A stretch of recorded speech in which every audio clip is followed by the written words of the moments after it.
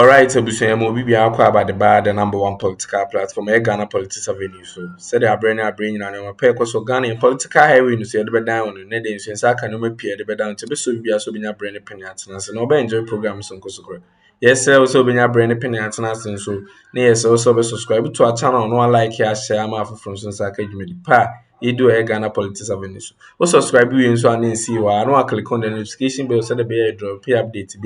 Nso nsa betimi ayeden akabi yembonre ne de nsem a o yebonre ne de nsem ma na ekopiem wo ye NPP fo akache de na NPP fo akoso o makache ye o top guru bia na o ye o member of parliament na nse intem ye nya ne tie se o daily drugs ama ye USA fo ensa aka na o ma china tum e wo ye USA ye nsa obre pin ntie e kwa akotie nsem e wo obusuan be so obinya bre ne pin asena se no tie nsem ni ye nsa obre pin ntie menko tie nsem. Ghana's two most disgraceful MPs ever. Ghana's two most disgraceful MPs ever. I remember here,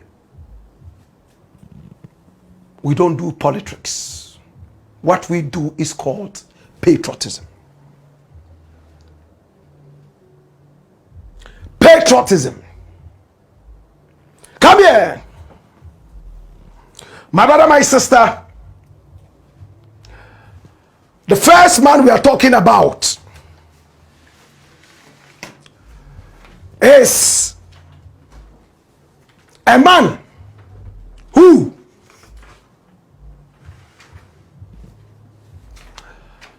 everyone has heard about in one way or the other.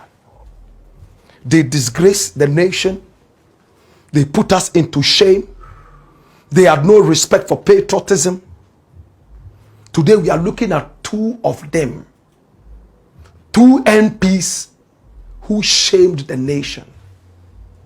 The first one is Eric Amwatin. Eric Amwatin. He's 72 years old today. He's one of the most dangerous, disgraceful people this country has ever had. He was born on the 19th of February in 1953. And he was born right there in the BA. He decided to adopt a certain village called Amoma as his hometown. And whilst growing up, he was just somebody who wanted to make it in life. This guy called Eric Amwatin. He went to school in Nkuranza. Then he went all the way, finished his O-level and A-levels, both in Nkuranza. From there, he went to the teacher training school in the same Nkuranza. After that, he went to teach. Then he went to the University of Ghana and studied religion, majoring in Christian religion. And when he returned to his people in Nkuranza and Amoma, my brother, my sister, something happened. He started making money. People couldn't explain where the money was coming from. He became a philanthropist.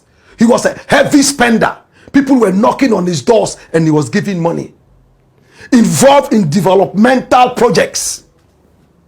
You know, when people want to become politicians, in order to be elected, they spend a lot of dubious monies like this. He was one of those, Eric Amwatin. Then they made him the chief of the area. And he smiled. This was what he was looking for. He became the chief, some people even say king of Bawumia in the area. And when he became chief or king, people were coming to him, giving him reverence. We were told that he was involved in some visa fraud and some other such issues. Then he got the opportunity to go into the Parliament House. The first time he tried, they didn't give him the opportunity because of some technicalities bordering fraud and all that. So my brother, my sister, he waited till the next elections. And when he went for the next elections, he threw money around like Pekple. Come here!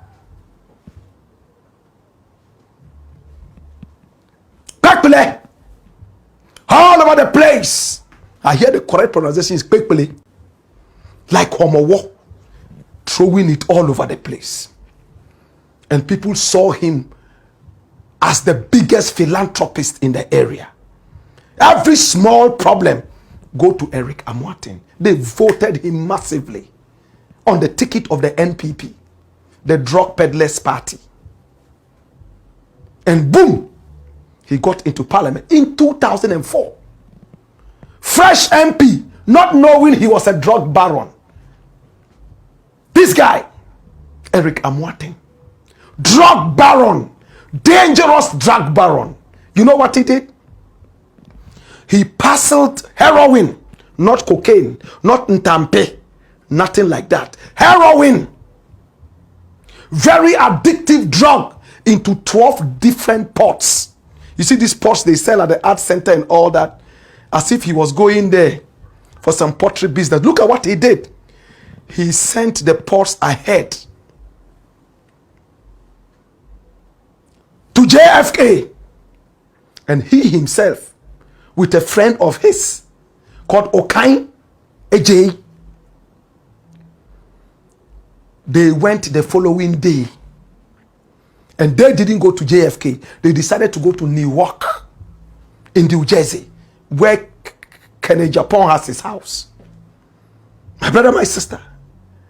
And when they arrived, authorities already knew that they had a link with the cargo that had arrived the previous day, the ports full of heroin. They didn't touch anything. They left them. They arrived in Newark, went to JFK, and then they went and picked the ports quietly, and went to Staten Island, New York, and put all that in a warehouse. Authorities were watching them do everything. You know, American investigators are very patient. They have the patience of the vulture. Watch what happened now. They went away. The following day, they came to inspect their loot. Now, when immigration asked Eric Amwatin why he was in America on arrival at the airport, he said he was there to buy watches to take back to Ghana and sell. So, oh, good business. That's okay. And he went away. When they went into the warehouse to inspect the heroin in the 12 different pots or even more, authorities came there. You are under arrest. And when they opened the pots, 136 pounds of heroin, raw drugs. At the time, the street value was 6 million American dollars. This guy would have returned to Ghana with 6 million American dollars. And he will go to Nkranza and fool the people again that he is a philanthropist. Yet he's killing millions with his dirty attitude of drug peddling. He was arrested. Then instantly, he said, oh, I'm a diplomat. He wanted to pull his diplomatic immunity. American authorities said, Dabida. I'm a diplomat. I represent the people of Ghana. I am a parliamentarian. Please, leave me. He said, leave what? Yes, a diplomat, but this is very terrible. They took him in and sentenced him, my brother, my sister, to 12 years of prison term. This was 2005. It was being debated in court. I beg your pardon, in the Parliament House in Ghana. And it came out that they should give him time. He will get over this and return. They waited for 2 solid years. Fresh MP, first time in Parliament. And within months, he was already smuggling heroin. When he didn't come, around 2007, there was pressure on the government to take him out. My brother, my sister, and he himself wrote a resignation to the people of Ghana and said, you know what? I resign shamefully. My brother, my sister, dash him away. Come here. He disgraced the nation. 12 years. On the 19th of March 2007, they put him in there. And you know, jail term is not the normal 12 months we have. So he came out of prison. Which prison did they lock him in? The Moshannon Valley Correctional Center in Pennsylvania, in America. That was where he was locked up. This place. Now, when he came out of jail, they quickly banded him like a bunch of cassava, threw him in the next aeroplane back to Ghana. And when he arrived, NACOP arrested him too. And then started to investigate him. They agreed that they had to seize all his properties because of the disgrace he put Ghana through. The NPP at the time fought it very much and used criminal means to shroud the whole thing. And the idiot went back to Nkranza and went into his 400-acre farms in which we're told he was planting marijuana. The drug peddler, the visa racketeer, the crook who became a diplomat, never again.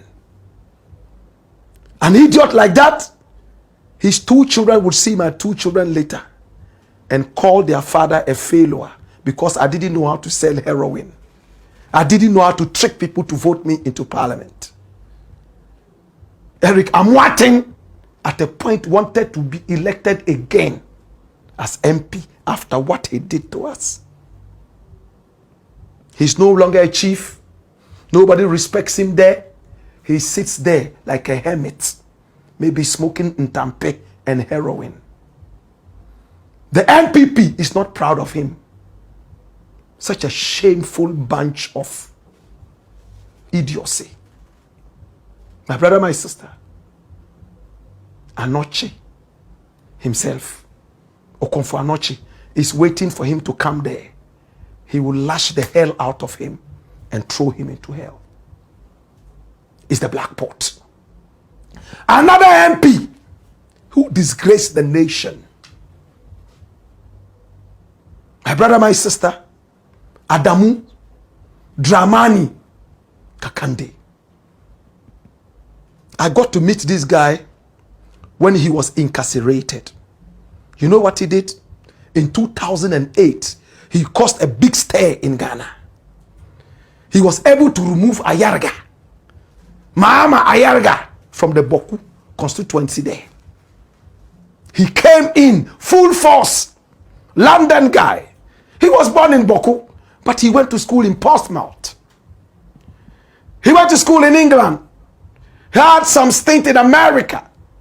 So he came there, and his accent was enough to tell the people that, oh, you know what? This guy should be considered. They pushed away Mahama Ayarga, now majority speaker in parliament, and took him. He took over from Hawa Yakubu Ogede, powerful woman. My brother, my sister, when they checked it out, the brother here was neither a Ghanaian nor a Ghanaian. He tricked election people, told them that he was Ghanaian. As to how they were not able to see it, it came out that he had a British passport So he was British. And 2, Burkinabe. Then later he grabbed a Ghanaian passport and added it. And he got 3 passports. Many people said there was even a Togolese passport included.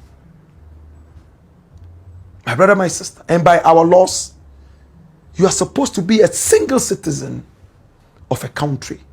This country before you can run. He won.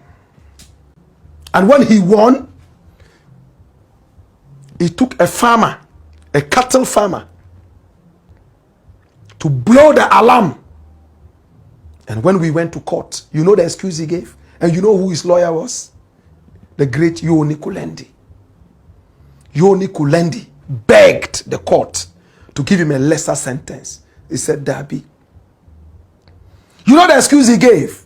He said he had contracted a certain guy who told him that he could do the job, to work out for him to renounce his British citizenship. And the guy came back to tell him that yes, he had done it, only for him to realize that the work had not been done. Can we imagine such a cock and bull story? Listen, he said the guy told him that the citizenship thing had been done. My brother, my sister, he brought disgrace to this nation. He was a citizen of Burkina Faso, citizen of England, then by force citizen of Togo somewhere, Benin somewhere, Cameroon somewhere, and then Ghana somewhere.